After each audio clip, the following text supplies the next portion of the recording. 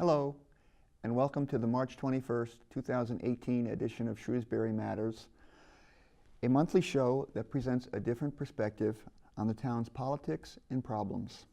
My name is John Lukach. The topics for today's show are listed on slide 1.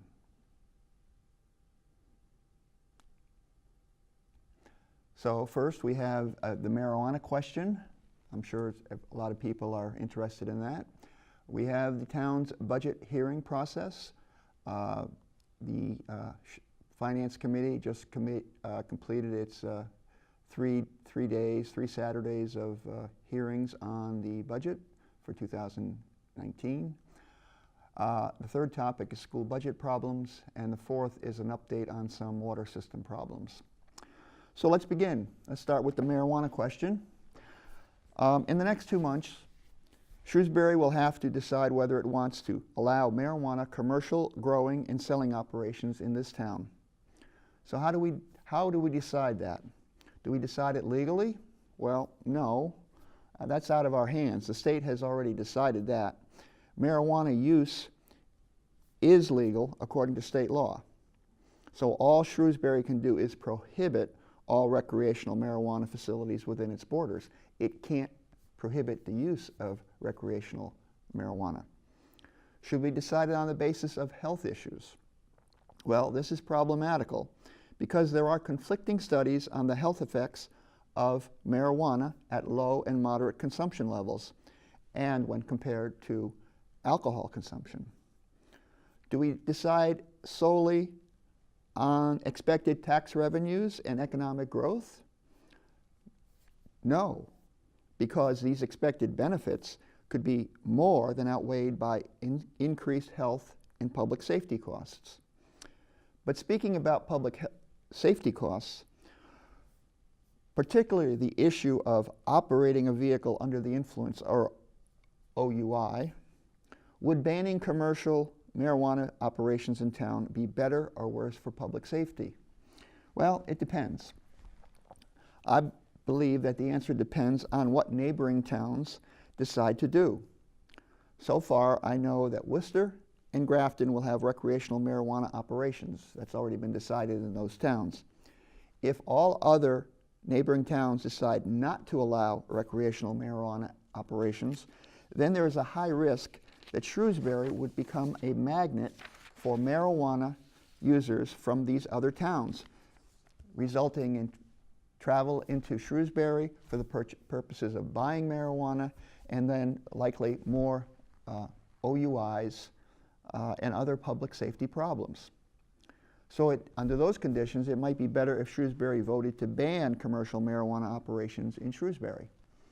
But on the other hand, if some additional neighboring towns do decide to allow recreational marijuana operations, an operation in Shrewsbury would serve mostly Shrewsbury residents, so residents of other towns would be much less likely to travel to Shrewsbury to purchase marijuana, and occurrences of OUI would be much less. However, if there were no Shrewsbury sales operations and there were sales operations in other neighboring towns, Shrewsbury residents would travel to other towns to get their marijuana, thus increasing the risk of travel and traffic and operating under the influence. For this reason, I had asked the assistant town manager to identify how our other neighboring towns have decided this question. This answer may be the determining factor in how Shrewsbury should decide this issue. Well, just within the last couple of hours, I got an email from the assistant town manager outlining the various towns that are neighbor Shrewsbury. And in addition, other than Grafton and Worcester, no other towns so far have voted to allow commercial operations for marijuana in their towns. That's not to say they won't. However, all the other towns neighboring Shrewsbury did vote no on question 4, so that means they can, in fact, ban it outright. At least that's the understanding so far. So at this point, the status for a few of the towns is simply that they're waiting to see what happens that they're going to be voting on in April or sometime down the line as to whether they're going to have an outright ban, and then if they decide not to have an outright ban, whether they're going to, how they're going to regulate it. So the bottom line on this is, seems like all the towns in our area are sort of up in the air about this, uncertain about it. But as I said, if none of the other towns decide to allow commercial operations in their towns, then if Shrewsbury allows it, I would fear that we would end up with become a magnet for a lot of activity of that type, and the risk of having automobile accidents, people driving under the influence. I don't think that would be good for Shrewsbury. But it remains to be seen what other towns are going to be doing.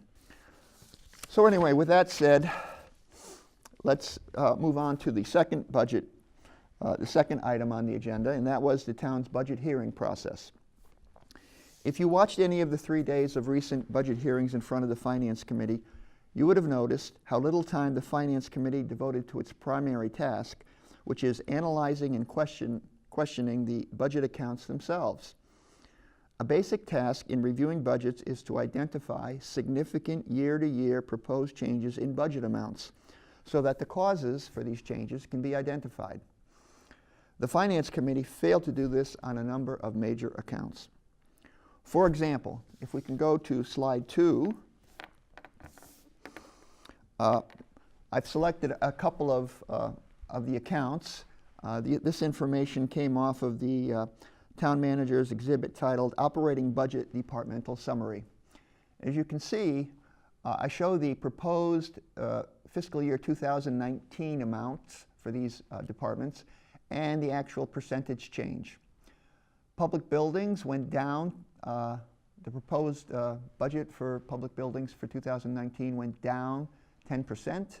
For highway, it went down 13%, but for water, it went up 10.5%. These large changes demand explanation. In the private sector, any decent presentation of a proposed budget would draw attention to significant year-to-year changes such as these, and then they would document the reasons for the changes. But these changes were not discussed until I asked about the changes in the public buildings budget. But the problem is even worse. Some accounts went up significantly changed significantly in multiple years. For example, between 2017 and 2018, and then again between 2018 and 2019. So if we go to slide 3, I show specifically for the public buildings budget, you see the amounts for fiscal year 2017, 2018, and 2019. Again, in 2018, the budget went up by 12.8%, but in 2019, it went down by 10%. The net result being a slight increase between 2017 and 2019. But that begs the question, why this fluctuation across 3 years? These kinds of large swings in year-to-year budget amounts should be explained, but no one on the Finance Committee noticed these changes, or at least they did not ask about them. And when I asked, I didn't get a good answer. These are just more examples of why all members of the Finance Committee should have strong financial accounting experience. Most of the current members do not. Bottom line, the Finance Committee is not doing its job well. Let's move on to the third budget category, the third topic for today, and that is the school budget problems. The proposed fiscal year 2019 school budget was presented to the Finance Committee on March 17th. And as in past years, it contained misleading exhibits, incomplete data, and assumptions stated as facts. The purpose is plain. By continuous communications from school and town officials that the town has a revenue problem, school officials hope to convince a majority of residents that another large operating budget override is the only solution to the town's school budget problems. And of course, this is false. But this year, school officials went even further. During the meeting, they suggested that the town should have operating budget overrides every year, or at least every few years, in order to meet their demands for larger and larger annual school budget increases. Of course, they did not explain the impact of their suggestion on property taxes. The effect of such overrides would be annual property tax increases of 10% or more instead of the current annual property tax increases, excluding increases for debt exclusion, which are around 2.5%. But let's get back to the school budget presentation. At that March 17th meeting, it was supposed to be, a public hearing, but after 2.5 hours of discussion, it was only after 2.5 hours of discussion that I was finally able to have an opportunity to speak on the budget. This year, I focused on just 3 problems. So let's go to slide 4. So these are the 3 areas that I focused on in giving my remarks at the public hearing. The first was the hidden costs of free full-day kindergarten, which the school committee and the school department is planning to implement at some point. Second was the continued underreporting of municipal spending and services on behalf of the schools. And third was the false claims of a structural deficit. So,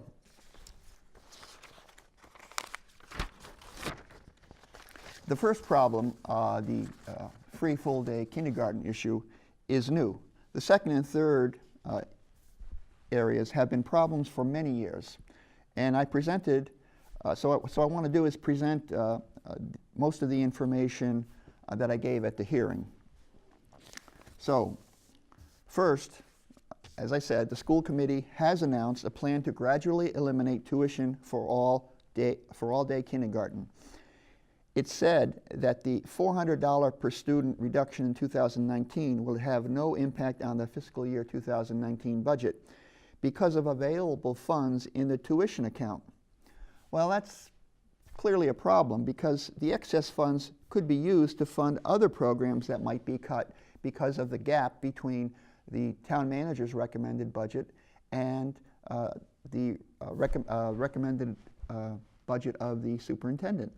So if you could save that $400, by the way, would be several $100,000 that could be used to avoid cuts in other areas. But obviously they're trying to implement this program, get a start on this program, and then later on say, well, we already started the program, so we really have to continue and we can't stop. Well, that's not the way you're supposed to implement new programs. Also, what it does not tell you is that this plan will have a definite negative impact on future town budgets. If fully implemented, this plan will cost the town lost revenues of roughly $600,000 or more each year, and it would also result in substantial cost increases needed to support the move of current half-day kindergarten students to full-day. Implementing this plan would create a hole in future budgets of over $1 million to $1.5 million a year.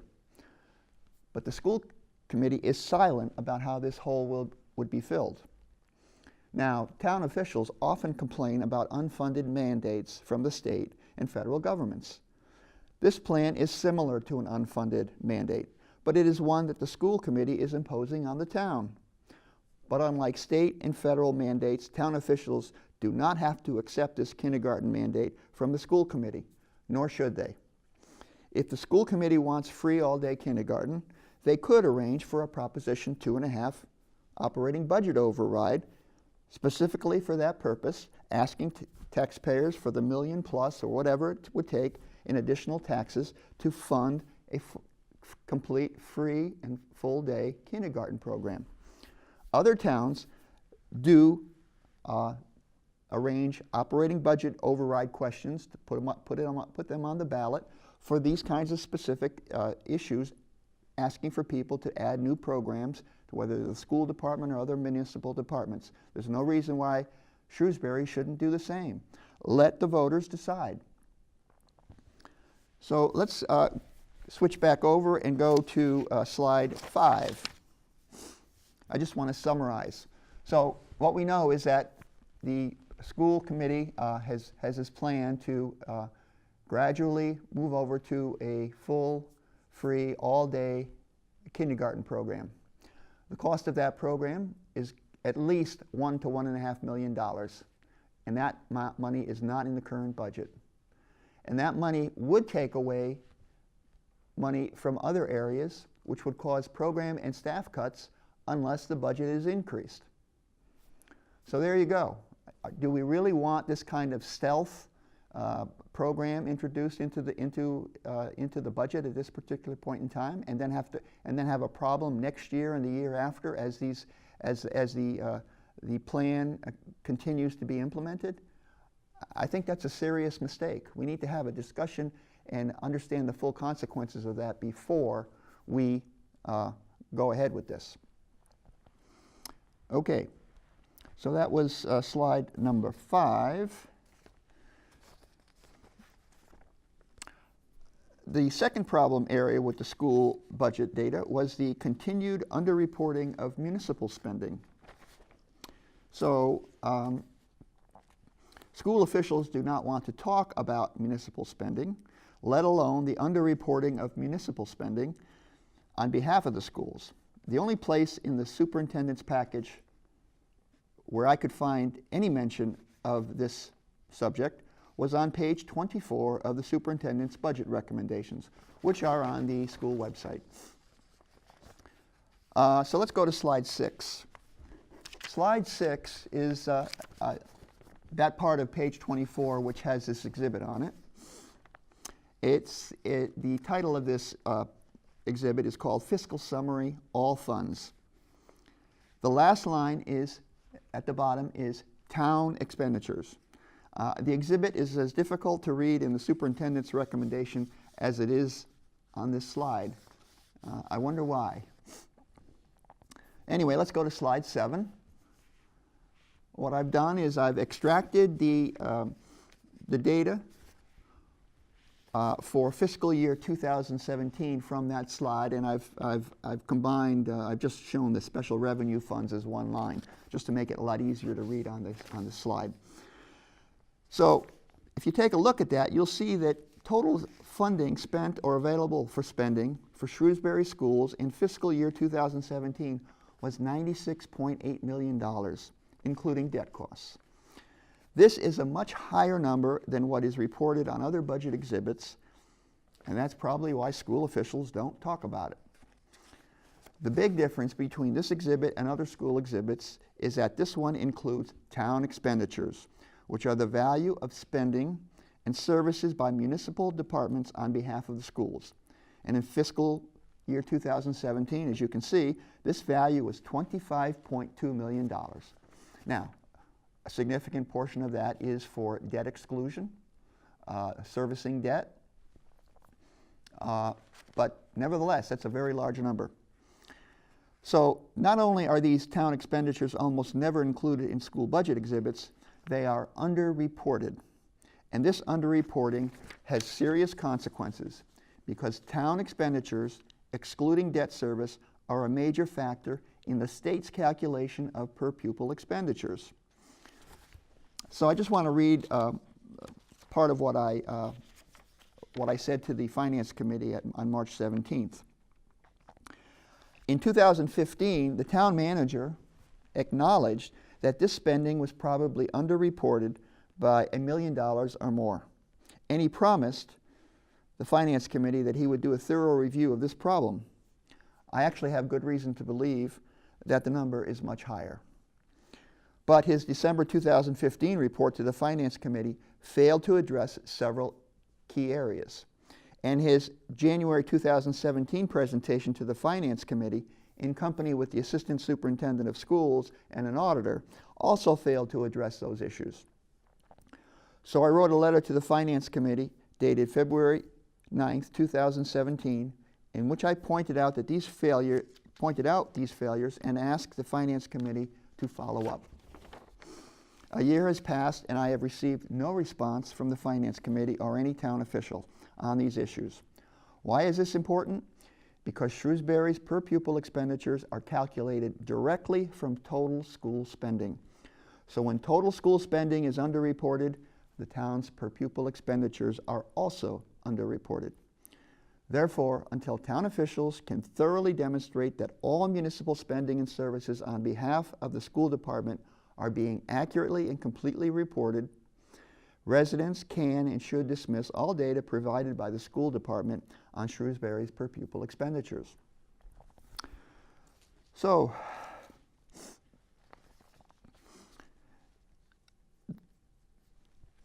let me see. My third topic is the repeated false claims of a structural deficit by the school committee members and school department officials.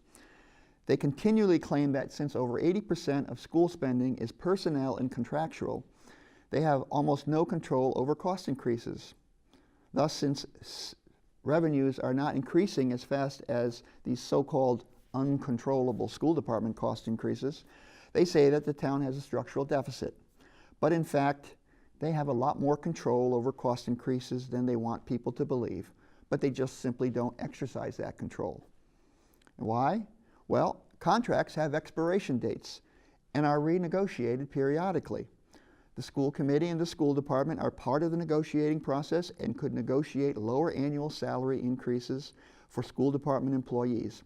It has chosen not to because they fear employee discontent, pressure from local and state teachers' unions, and probably political pressure as well. But there is no reason why they can't moderate the rate of increases in the salary accounts. So there's no reason to prevent them from doing their best to reduce the rate of annual cost increases. But their best in recent years has clearly been inadequate.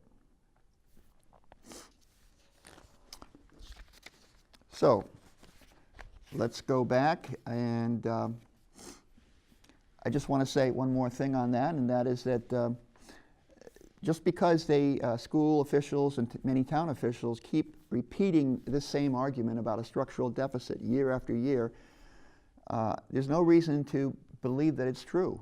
They're just hoping that constant repetition will convince people that it's fact when it isn't. And I should say they have plenty of opportunity to spread their message.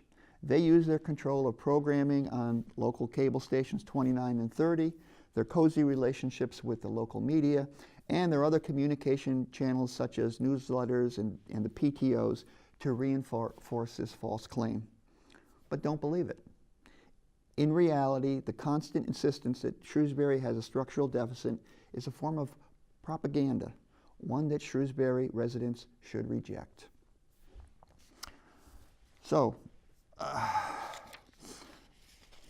now let's go back to the fourth topic for today's show, which was the update on the town's water system problems.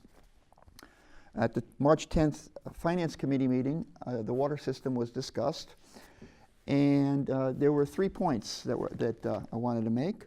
First, the head of the water department made the unexpected comment that the town's major unaccounted water problem had suddenly decreased from 35% to 22%, but he failed to explain how or when this improvement occurred. At the meeting, I asked for this explanation because it is very unlikely that unaccounted water would have decreased by so much without known causes. Second, I also asked town officials to post on the town's website for easy public access the Pioneer Consulting Group's November 14, 2017 report on the town's water system. Previous water system reports and rate studies were posted and still remain on the town's website. Why not this one? I suspect the reason is that town officials do not want the public to see for themselves the continued inequities in the proposed new water rates. Third, I asked several questions about the town's major review of water meters and the possibility that water bills will be issued monthly instead of quarterly. I have asked these questions again separately in an email to town officials, and I've been able to schedule a meeting where I hope they will have good answers to those questions. Some of the other questions I wanted to mention were things like what happened with this review of all the water meters? How many problems did they find with all the water meters? And again, is the town going to convert to a monthly billing system? Because to the extent we still have a unaccounted water problem, that would be a first step in being able to isolate the problem and fix it. And they've been talking, supposedly they've been talking about it at least since a consultant came in and suggested that, I believe it's 3 or 4 years ago. And still there's been no concrete plan to do anything about that.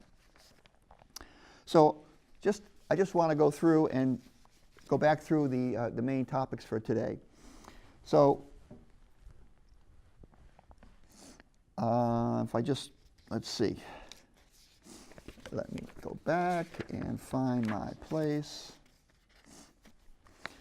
So I just wanted to, yeah, here we are. So just to summarize today's show, on the marijuana question, it's a difficult decision whether to allow sales of marijuana in Shrewsbury, but knowing what neighboring towns will do may help us make a good decision. On the town's budget hearing process, it repeatedly shows that many members of the Finance Committee do not have the strong backgrounds in finance and accounting needed to fulfill their responsibilities.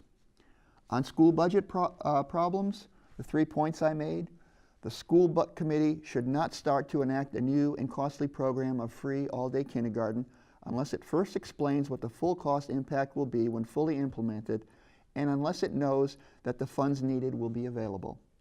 The second point is that town and school officials must report total school spending accurately and completely. Otherwise, their comparison reports on per pupil expenditures have little value.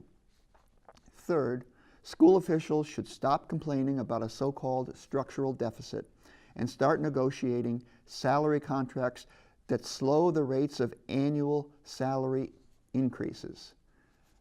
We need to align salaries and salary increases with what the rest of the economy is seeing. And while in the last 2 years, those rates of salary increases have finally started to go up, one has to realize that during the worst of the recession between 2008 and 2014, school salaries in Shrewsbury increased much faster than other salaries in Shrewsbury, other salaries in Massachusetts, and certainly other salaries throughout the country. And that is just not sustainable. So on today's last topic, the update on water system problems, it seems that every time a question is asked by me, the answer results in me asking more questions. Clearly, the problems in the water system are the result of years of poor management at the top, namely the Board of Selectmen. You could call it benign neglect. I don't know, how do you want to characterize it, but whether it's the unaccounted water, the problems with the water meter installations, the inequitable water rates, and especially the dirty water.